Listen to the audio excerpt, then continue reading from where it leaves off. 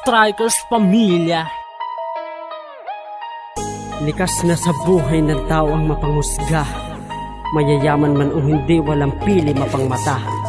Mga pakitang tao talaga, pakitang puri, para masabing siya'y kapuri-puri. Ganyan naman talaga sila, mga mahinang uri, mga kupal. Walang alam kundi ang mahusga, at hinahalungkat pa nila ang buhay ng iba. Pansin nila palagi kapiraso mong mali, ngunit isinantabi ang ginawa mong mabubuti. Kung pwede lang sana putulin ang mga dila, ibaon ng buhay o dukutin ang mata. Mas pinupuna palagi ang problema ng marami, at hindi niya iniisip ang kanyang sarili. Nagsisimba kunwari, banal kung iisipin pakitang tao, at bulok naman kung ating susuriin. Disenteng kasuotan, inosente kung tingnan, subalit ang katotohanan mas masahol pa sa mangmang walang kwentang usapin. Ginagawa nilang libangan pag-usapan ng iba nang walang katuturan. Asal hayop talaga, nakakainis, nakakabisit, nakakainit ng ulo, at sadyang nakakabadrip. Mayayamang mayayabang mga kupal, at sadyang mapangmata, mapangusga, ngunit wala namang alam. Edukada, matatalino kumbaga, respetadong panauhin, matatamis magsalita para masabing kaalaman niya masigit pa kanino man inaapakan ng iba. Pakitang puri sa karamihan,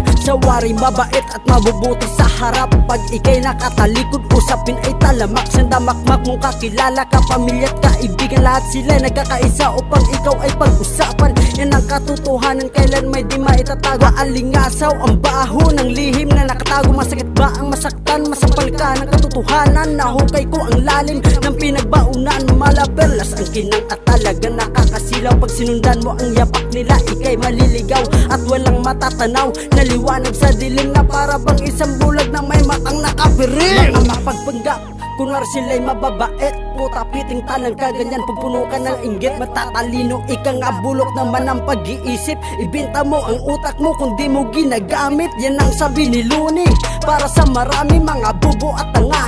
Inutil, ignoranting taas kilay. Pag ikay nakasalubong sa daan, na tila ba isang perpektong halimbawa ng ilan. At ikay pakikinabangan pag meron pang pakinabang. Akala mo santo na pag sa'yo'y may kailangan. Karamihan sa kanila pakitang tao sa harap. Pag ikay nakatalikod, bigla na lang manalaksak. Bukod sa lahat, sikat at pinalakpakan ng mga tao na uhaw at gutom sa kapurihan. Dinadami kong lahat dito sa aking kanta, sapagkat wala namang perpektong taong ginawa.